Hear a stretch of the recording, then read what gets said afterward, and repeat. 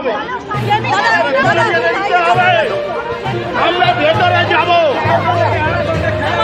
আমাদের কি ক্ষয়ক্ষতি হয়েছে সেটা আমাদের দেখতে হবে, জানতে হবে, আমাদের ভেতরে যেতে হবে। এখানে পুলিশ আমাদের আটকালে আমরা মানব না, আমরা দেখতে যাবই। যখন আগুন লেগেছে তখন আমরা প্রাণে পরোয়া করি না। আমরা বাসিন্দারা, আমাদের অফিস রয়েছে, অফিস, আমরা অ্যাডভোকেট, আমরা আইনজীবী, আমাদের ব্যাংক কোঅপারেটিভে আমাদের অফিস রয়েছে।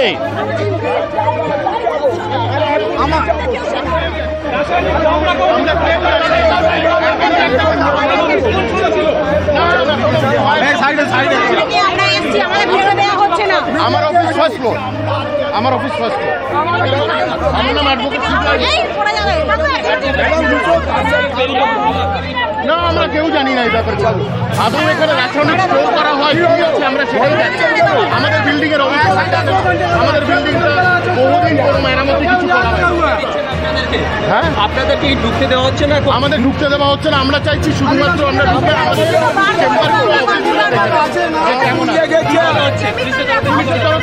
বলা হচ্ছে যে এখন আপনারা বোঝানো হয়ে গেছে, আমরা গিয়ে আমরা চাইছি আমাদের সামান্য ঢুকতে দেওয়া হোক, আমরা গিয়ে নিজেরা চেক করে চলে আসবো যে আমাদের অফিসের কন্ডিশন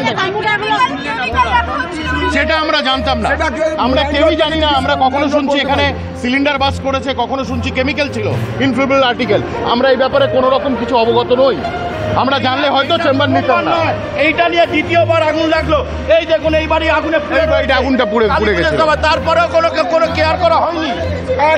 এইটা এই পাশে সময় 4 থেকে 5 বছর আগে এই বাড়িতে আগুন লেগেছিল। হ্যাঁ হ্যাঁ, এই বিল্ডিং, এই 5 নম্বর গ্রাসিং প্লেস। কিছু করেনি। আমাদের কেমিক্যালের সবাই জানে, আমরা মন্ত্রী মশাইও জানে। পুলিশ আমাদের কোনো রকম অ্যাক্সেস দিচ্ছে না। বাড়িওয়ালাকে কতটা খতিয়ে দেখে ব্যবস্থা নেই। দমকল মন্ত্রী কথা বলবেন। আমাদের সবচেয়ে আর কিছু নেই। আগুন চলে গেল।